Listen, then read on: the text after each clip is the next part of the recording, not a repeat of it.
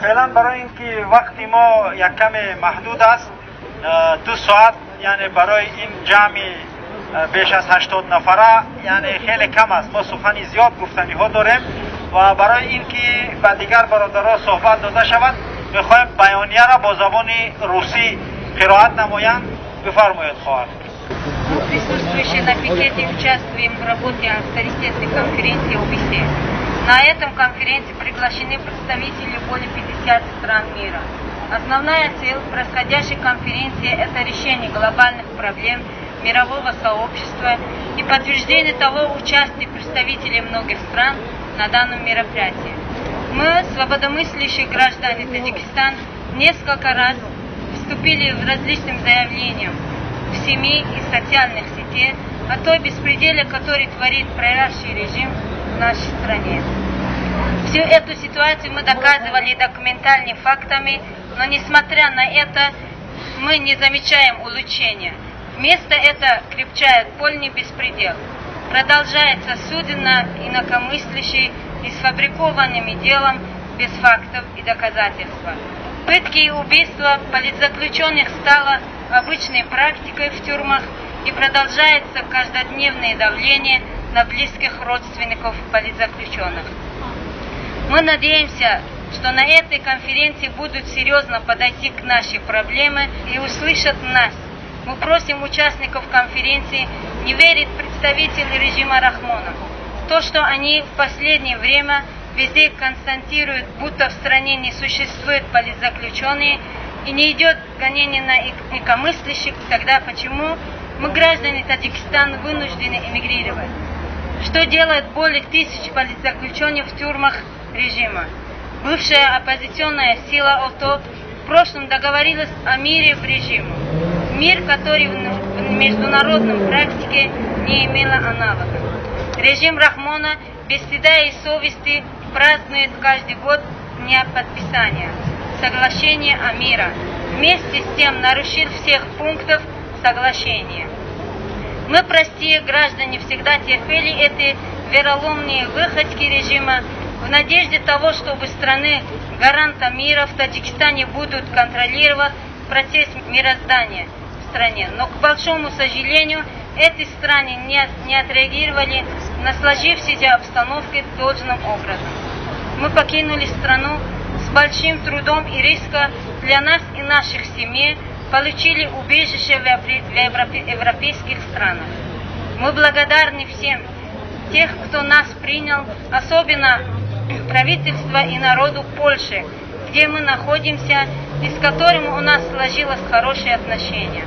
Но мы не хотим остаться здесь навсегда при надежде того, чтобы мирным путем вернемся на родину. Однако мы все большие убеждаемся в том, что все верить этому диктаторному режиму, так как внутрь все время и везде во всем не хотят слышать голос своего народа. Тех граждан, которые поместили поднять свой голос совести и высказать иное мнение, обвинили необоснованно, отправляя их в долгие годы в необоснованные аресты, признание под пытками несовершенных преступления и отправки молодежи на долгие годы в тюрьмах, заставляет этот часть населения все больше радикализировать и искать иных путей, исправлять положение такой, брать в руки оружие и таким образом защищать себя от произвола и беспредела деспотического режима, или вообще примкнуть к международным экстремистским группировкам за рубежом.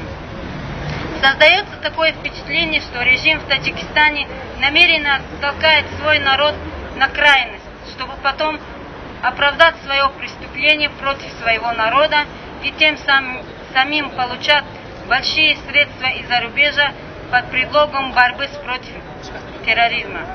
Поэтому власть в Таджикистане самая настоящая большая преступная группировка, которая силой оружия 24 лет тому назад незаконно завладели ею и продолжает держать эти годы только карательными методами. Только все это делается под покрытием единое демократическое, светское правовое государство. После того, как запретил деятельность крупных крупнейшей системе оппозиционной партии ПИФ и заставить эмигрировать большую часть свободомыслящих граждан страны. У народа Таджикистана уже иссякает терпение. Последние изменения в Конституции превращают Рахмона в диктатора, который до конца жизни остается у власти. В Таджикистане теперь ничего не осталось независимым. Законодательный, исполнительный и судебный власть все теперь фактически подчинено волю одного человека. Поэтому мы надеемся, что вам уже понятно наше чаяние, и мы просим вас не поддерживать этот диктаторский режим.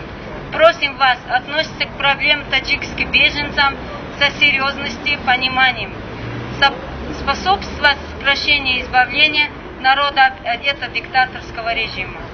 В конце мы считаем позор для международной полиции Интерпол для выдачки Red Notice против доктора Мухиддин Кабири, председатель партии Исламского возрождения Таджикистана, главной оппозиционной партии, которая публикуется в государственном веб-сайте Интерпола.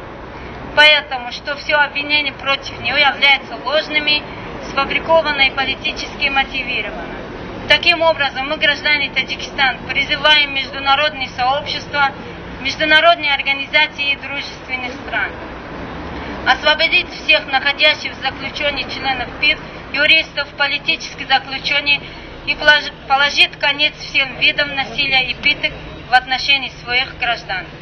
Прекратить репрессии, притеснения политических активистов и членов их семей внутрь и за пределами страны. В полном объеме выполнять свои обязательства в области прав человека и демократических ценностей и прекратить все ограничения на свободу и репрессивных действий.